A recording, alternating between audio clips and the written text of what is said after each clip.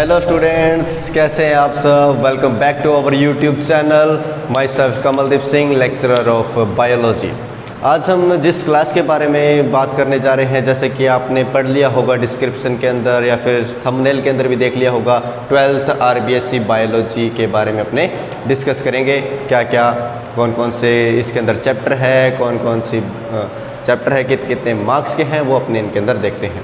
सबसे पहले अपने बात कर लेते हैं 12th RBSc बायोलॉजी। ठीक है, RBSc बायोलॉजी को इन्होंने क्या किया है, अपने बोर्ड ने 2 पार्ट्स के अंदर डिवाइड कर दिया है। जैसे कि अपने पता है बायोलॉजी 2 पार्ट्स के अंदर डिवाइडेड होती है। कौन कौन से पार्ट है अपने पास 12th RBSc के अंदर? देखिए, फर्स्ट पार्ट है अपना बॉटनी पोर्शन, बॉटनी, जिसको अपने फाइटोलॉजी के नाम से भी जानते हैं, जिसके अंदर अपने प्लांट्स की स्टडी करते होते हैं, उन्हें कहते हैं बॉटनी। एंड सेकंड है, इसको अपने कहते हैं जूलॉजी।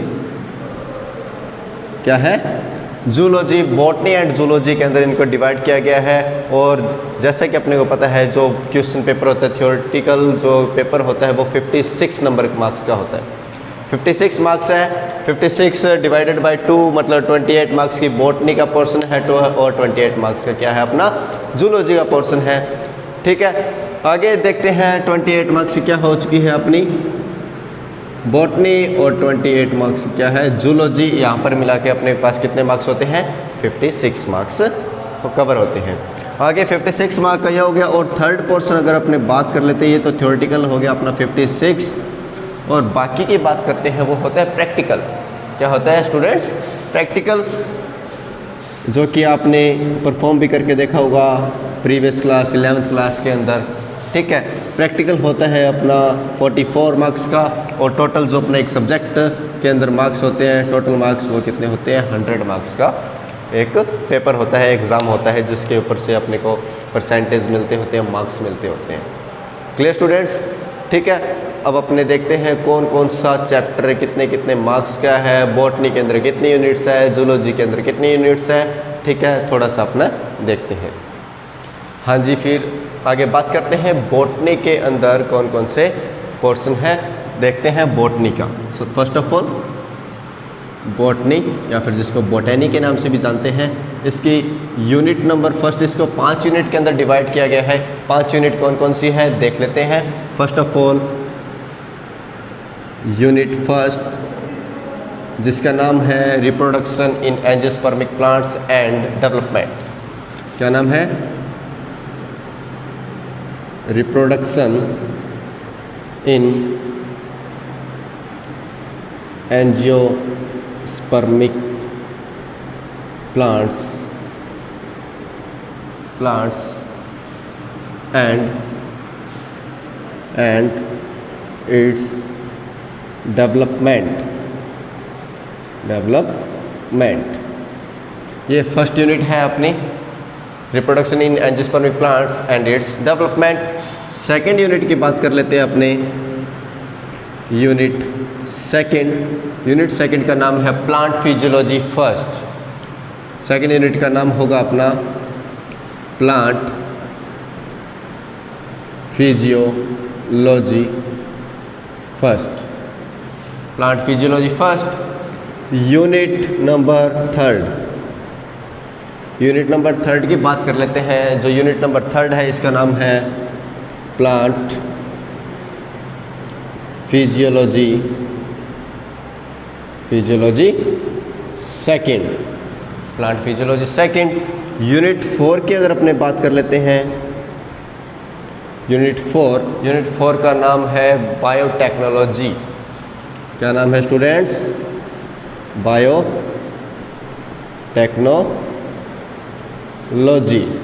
बायोटेक्नोलॉजी नाम है। और 5th यूनिट का नाम अपने देखते हैं, तो इसका नाम है,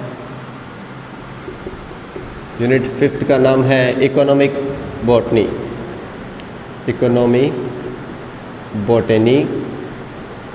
एंड ह्यूमन वेलफेयर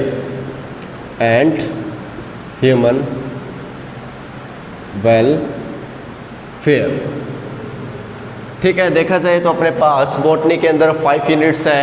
5 यूनिट कौन कौन सी है? फर्स्ट यूनिट का नाम है reproduction in angiospermic plants and its development.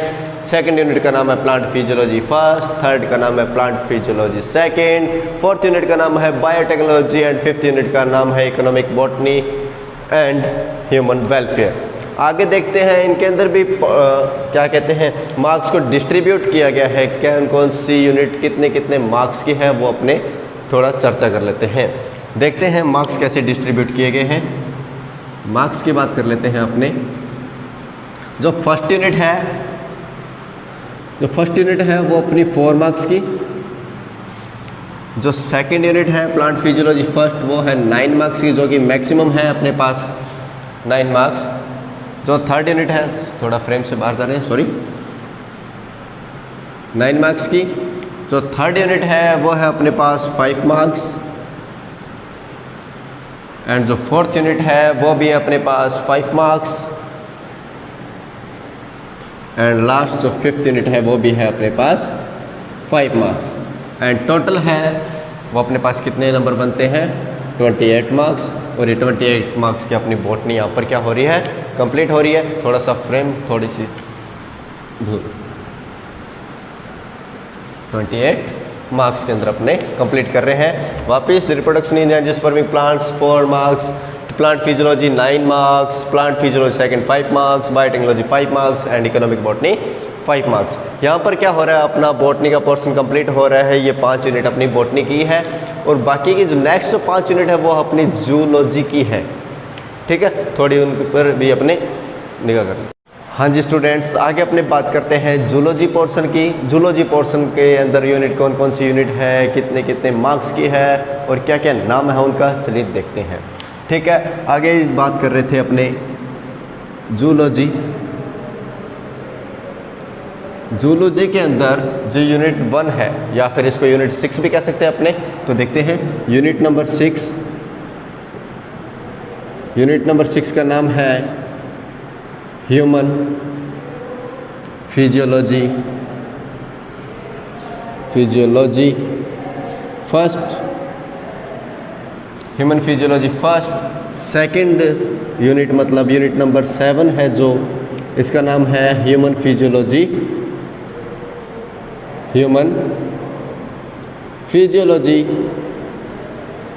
Second. And जो यूनिट नंबर 8 है,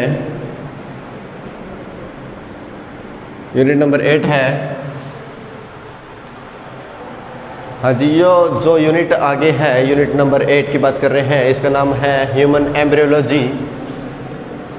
क्या नाम है? ह्यूमन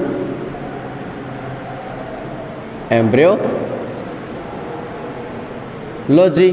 और जो यूनिट 9 है, यूनिट 9 का नाम है जेनेटिक्स। एंड जो लास्ट यूनिट है यूनिट नंबर 10, इस यूनिट का नाम है जी ह्यूमन वेलफेयर एंड हेल्थ। नाम है ह्यूमन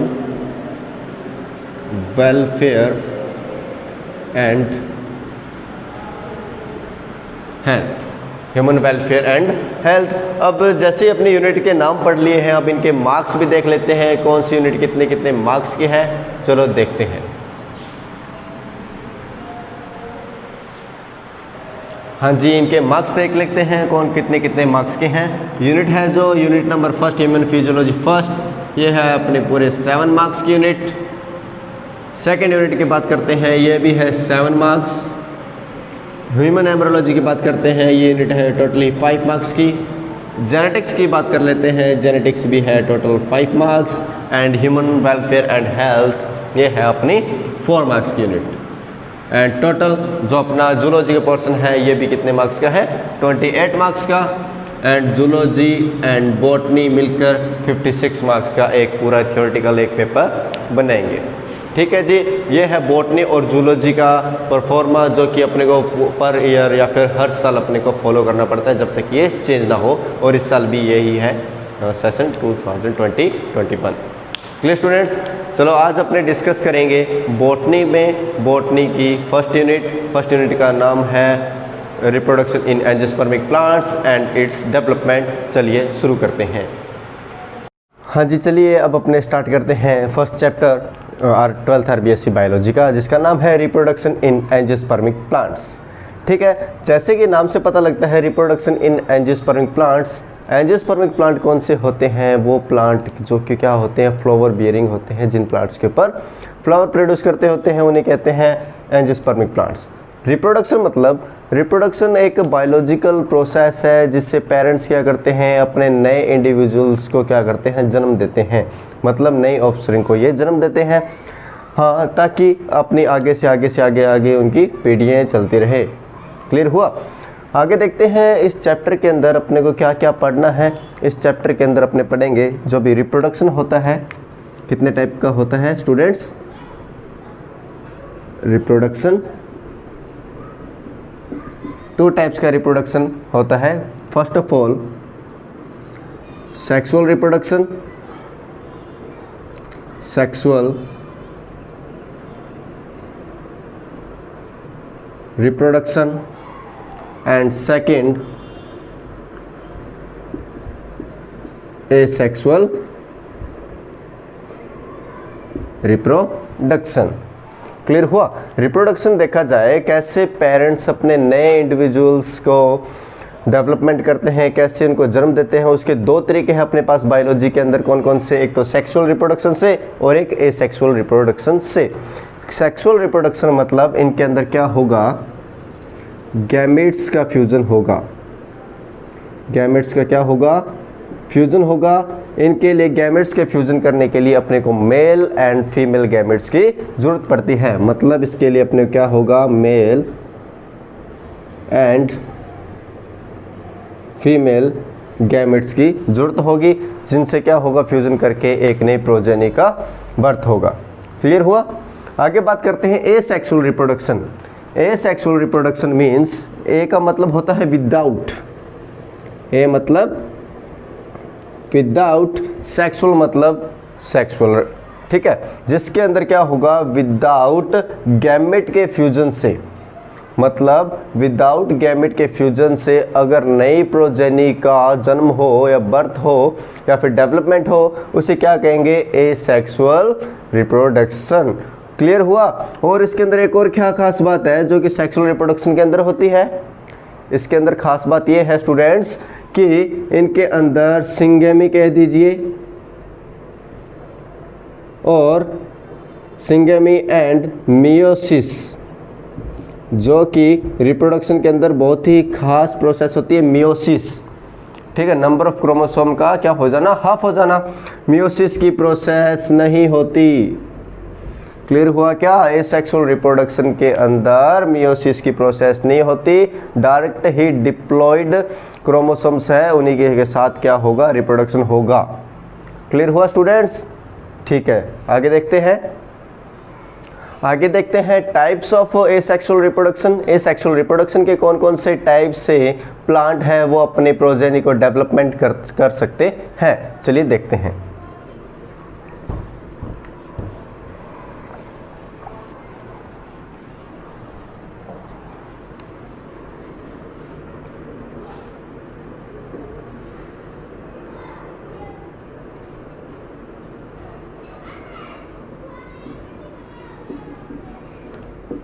एसेक्सुअल रिप्रोडक्शन के अंदर कौन कौन से टाइप से प्लांट्स है, पेरेंट्स हैं, वो अपने कैसे प्रोजेनी का डेवलपमेंट कर सकते हैं, देखते हैं एसेक्सुअल रिप्रोडक्शन के टाइप्स।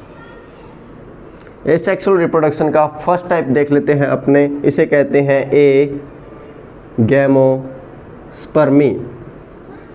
ए गैमोस्पर्मी। एंड जो सेकंड थिंग है इसका नाम है वेजिटेटिव रिप्रोडक्शन।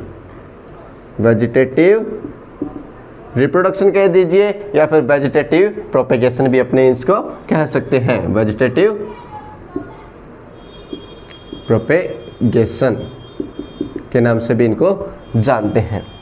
आगे देखते हैं ए गैमोस्पर्मी का मतलब क्या होता है, इस वर्ड का अर्थ क्या निकलता है वो देख लेते हैं। ए, जैसे कि अपने को पता है ए का मतलब क्या होता है स्टूडेंट्स, विदाउट।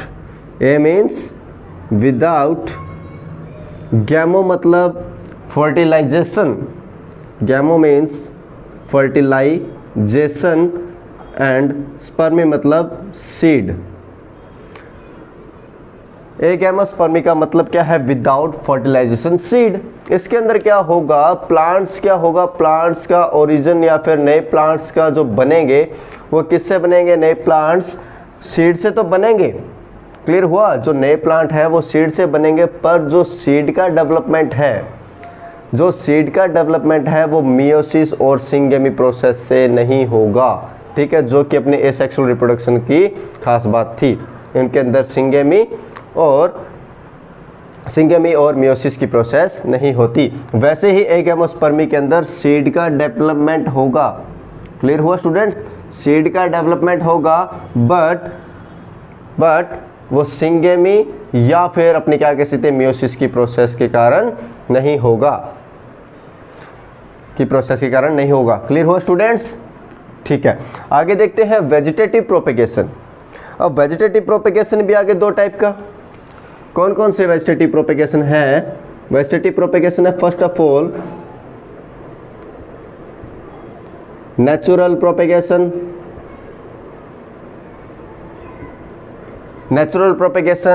एंड सेकंड है आर्टिफिशियल प्रोपेगेशन। क्लियर हुआ स्टूडेंट्स? वेजिटेटिव प्रोपेगेशन कितने टाइप का है अपने पास? दो टाइप का। कौन कौन सा? नेचुरल प्रोपेगेशन, सेकंड है आर्टिफिशियल प्रोपेगेशन। ठीक है, नेचुरल प्रोपेगेशन मीन्स जिसके अंदर नेचर के द्वारा ही मतलब ऑटोमेटिकली ही क्या होगा? नए प्लांट्स का डेवलपमेंट होगा, और आर्टिफिशियली जिसके अंदर ह्यूमन इन्वॉल्व होंगे। देखते हैं आगे भी इनके सब टाइप हैं। कौन कौन से सब टाइप? एक तरफ इनकी तरफ भी अपने नज़र डाल लेते हैं। First of all natural propagation के सब टाइप देख लीजिए। सबसे पहले है vegetative natural propagation by stem. Stem से हो सकता है, रूट से हो सकता है, थर्ड लीव्स से हो सकता है, फोर्थ रिप्रोडक्टिव ऑर्गन से हो सकता है। किससे हो सकता है स्टूडेंट्स? रिप्रोडक्टिव ऑर्गन से हो सकता है। कौन सा? Natural propagation. आगे स्टूडेंट्स देखते हैं आर्टिफिशियल प्रोपेगेशन किस किस से हो सकता है। आर्टिफिशियल प्रोपेगेशन का फर्स्ट टाइप अपने देख लेते हैं। आर्टिफिशियल प्रोपेगेशन हो सकता है सबसे पहले कटिंग, सेकंड है लेयरिंग, थर्ड है ग्राफ्टिंग। थर्ड क्या स्टूडेंट्स? ग्राफ्टिंग। ये अलग अलग मेथड है जिनसे अपने क्या कर सकते हैं? वेजिटेटिव प्रोपेगेशन कर सकते हैं, जिनसे क्या होगा? नए प्लांट्स का डेवलपमेंट होगा without any sexual reproduction, gamete के फ्यूजन से। क्लियर हुआ स्टूडेंट्स? हाँ, नोट कर लीजिए या फिर स्क्रीनशॉट ले सकते हैं आप। ठीक है, आगे देखते हैं टाइप्स ऑफ सेक्सुअल रिप्रोडक्शन के टाइप देख लेते हैं, या फिर सेक्सुअल रिप्रोडक्शन कैसा होता है। चलिए देखते हैं।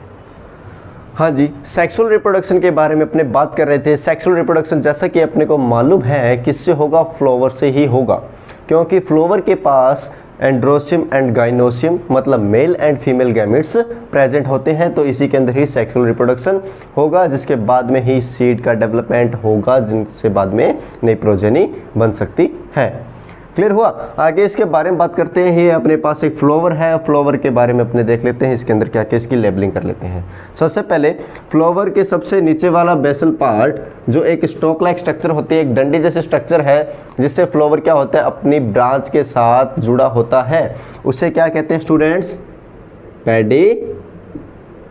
पेडिसल के नाम से उसे जानते हैं। क्लियर हुआ? पेडिसल आगे एक स्ट्रक्चर के साथ जुड़ा होता है जो थोड़ी सी ब्रॉड होती है, चौड़ी होती है, जिसका क्या नाम है students?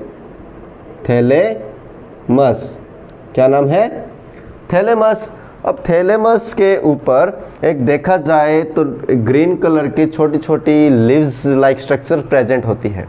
Leaves like structure present होती है जो कभी कभी या फिर देखा जाए तो फोटोसिंथेसिस का भी काम करती है। इन लीव्स लाइक स्ट्रक्चर का नाम है स्टूडेंट्स, इन लीव लाइक स्ट्रक्चर का नाम है सेपल। क्या नाम है? सेपल, अगर इनके ग्रुप की बात करें या फिर इनके वॉल की बात करें, मतलब अगर सेपल्स अगर ज़्यादा हो, ठीक है, तो इसे अपने क्या कहते हैं साइंटिफिक लैंग्वेज के अंदर कैलिक्स। क्या कहेंगे स्टूडेंट्स? कैलिक्स कहेंगे। कैलिक्स के ऊपर देखा जाए जो अपने कलरफुल पंखुड़ियाँ दिखती होती है, क्या दिखती हैं? कलरफुल पंखुड़ियाँ। अगर मान लो मेरे पास गुलाब का एक फूल है, रोज़ का एक फ्लावर है, तो उसके ऊपर जो कलरफुल रेड रेड कलर के या फिर पिंक कलर के जो भी पंखुड़ियाँ दिखती हैं, ठीक है, उन्हें क्या कहते हैं स्टूडेंट्स? उन्हें कहते हैं पेटल्स। क्या कहेंगे? पेटल्स कहेंगे। अगर वो ग्रुप के अंदर है, पेटल्स है, 2 से ज़्यादा है, होते ही ऑब्वियसली, उसे अपने क्या कहते हैं स्टूडेंट्स? कोरोला। क्या कहेंगे? कोरोला कहेंगे। सॉरी, आगे देखते हैं। अब है खास बात जो कि रिप्रोडक्शन के अंदर, सेक्सुअल रिप्रोडक्शन के अंदर बहुत ज़्यादा ज़रूरी है। वो कौन सी है? इसके मेल एंड फीमेल गैमेट्स की बात करते हैं, रिप्रोडक्टिव ऑर्गन्स की बात करते हैं। वो कौन से हैं?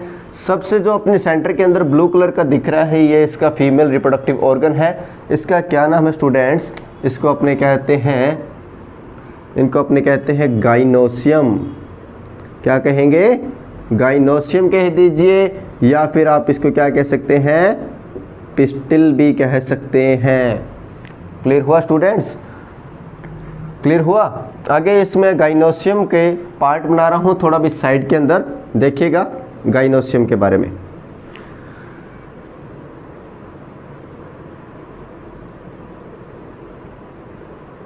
ये गाइनोसियम है। गाइनोसियम का जो सबसे अपर पार्ट है, इसे क्या कहते हैं स्टूडेंट्स? इसे कहते हैं स्टिग्मा, जिनके ऊपर क्या होंगे? एंथर सेड ऑफ होंगे और पॉलिनेशन की प्रोसेस कंप्लीट होगी। स्टिग्मा के नीचे एक छोटी सी स्टॉक लाइक स्ट्रक्चर है जो कि होलो होती है, मतलब खोखली होती है। इसे क्या कहते हैं स्टूडेंट्स? इसे कहते हैं स्टाइल। और जो लास्ट के अंदर ब्लस्ट पार्ट है, फूला हुआ पार्ट है, इसे क्या कहते हैं स्टूडेंट्स? ओवेरी। और ओवेरी के अंदर क्या प्रेजेंट होते हैं? ओव्यूल्स प्रेजेंट होंगे। ये तीनों चीज़ मिलके क्या बनाएंगी? एक पिस्टिल, एक गाइनोसियम का बनाएंगी, जो कि एक फीमेल रिप्रोडक्टिव ऑर्गन की तरह काम करेगी। ठीक है, आगे अपने बात करते हैं मेल रिप्रोडक्टिव ऑर्गन कौन सा है एक फ्लावर का, टिपिकल फ्लावर का, तो वो होता है एंड्रोसियम। क्या होता है स्टूडेंट्स? एंड्रोसियम। इधर बना दीजिए। ठीक है, ये है अपना एंड्रोसियम। अब एंड्रोसियम को भी अपने थोड़ा बड़ा करके देख लेते हैं क्या होता है एंड्रोसियम। ये एक एंड्रोसियम है। एंड्रोसियम के अंदर सबसे पहले, या फिर एंड्रोसियम कह दीजिए, या फिर इसको अपने स्टेमेन भी कह सकते हैं, जो कि एक मेल रिप्रोडक्टिव ऑर्गन की तरह काम करेगा। इसके अंदर क्या होगा? जो सबसे अपर पार्ट है, इसे कहते हैं स्टूडेंट्स एंथर। एंथर कहते हैं। एंथर के नीचे जो स्ट्रक्चर है, एक पतली सी डंडी जैसे स्टॉक लाइक स्ट्रक्चर, ठीक है, इसे कहते हैं फिलामेंट। फिलामेंट जो क्या हो सकता है? कोरोला के साथ में जुड़ा हो सकता है, या फिर थैलेमस के साथ में भी जुड़ा हो सकता है। फिलामेंट और एंथर को आपस के अंदर जोड़ने के लिए एक टिश्यू की जरूरत पड़ती है, उसे कहते हैं कनेक्टिव टिश्यू। क्या कहेंगे स्टूडेंट्स? Connective tissues. ये तीनों मिलके क्या बनाएंगे? एक एंथर का बनाएंगे, सॉरी एंड्रोसियम का फॉर्मेशन करेंगे। थोड़ा सा देख लीजिए। क्लियर हुआ? हाँ जी, आगे बात करते हैं।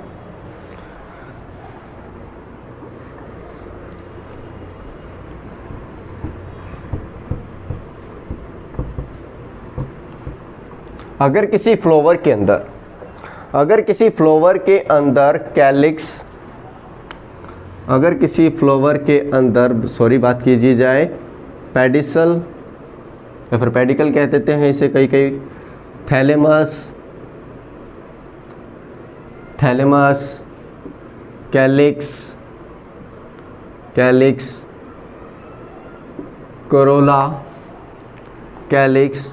Corolla, androecium and gynoecium,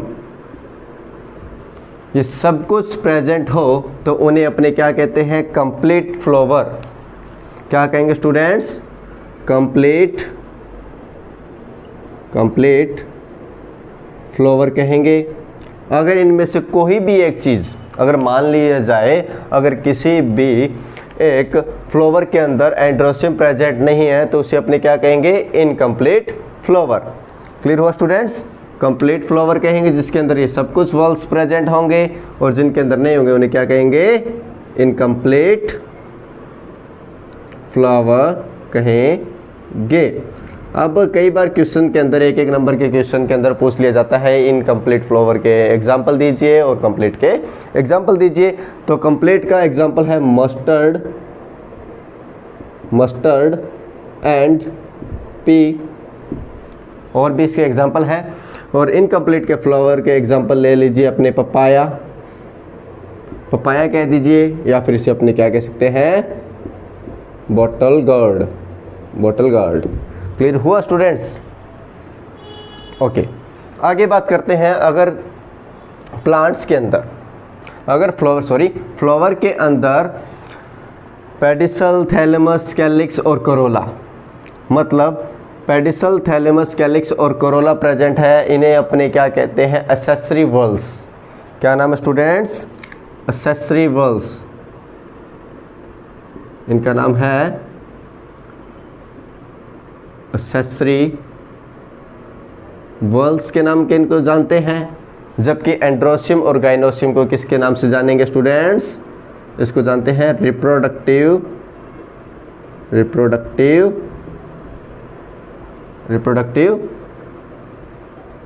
walls के नाम से इनको जाना जाता है। क्यों इसे रिप्रोडक्टिव वॉल्स कहते हैं? क्योंकि रिप्रोडक्शन के अंदर को अपने पता है मेल एंड फीमेल गैमेट्स की जरूरत पड़ती है, जो कि एंड्रोसियम एंड गाइनोसियम के पास ही प्रेजेंट है, जबकि इनका इसके अंदर कोई भी काम नहीं है, ये सिर्फ उसकी क्या कर सकते हैं, हेल्प करते हैं। Clear?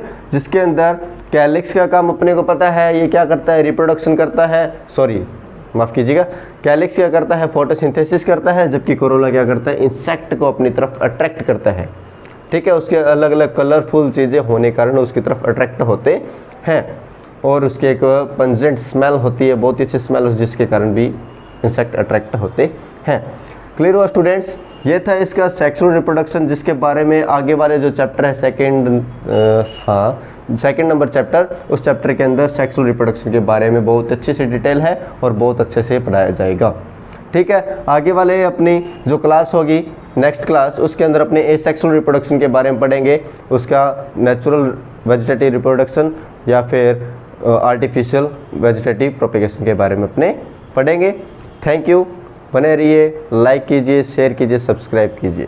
Thank you very much.